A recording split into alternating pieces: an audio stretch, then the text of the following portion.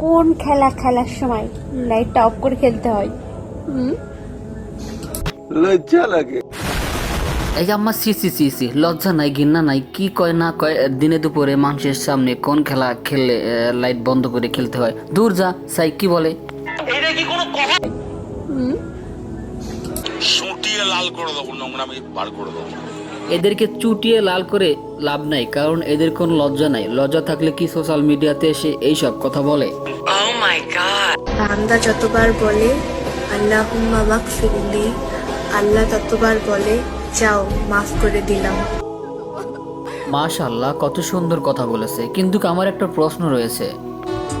কিচ্ছু বুঝি নাই, আবার কও। জি জি, আমি কইতেছি হচ্ছে গিয়ে উনি ইসলামী কথা বলছে ঠিক আছে, কিন্তু নিজের ফেস দেখানোর কি দরকার ছিল?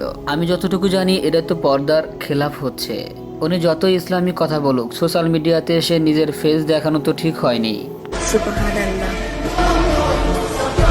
জায়গায় এবার আসল কথা বলি। প্রথমে যে ভিডিওটা দেখেছেন ওটা হলো একটা ইন্ডিয়ান ভিডিও। ইন্ডিয়ান বৌদি আর কত ভালো কথা বলবে? ইন্ডিয়ান বৌদিগুলো এবং আপুগুলো অনলাইনে এসে টিকটকে যেসব কথা বলে শুনলে মাথা এমনি খারাপ হয়ে যায়।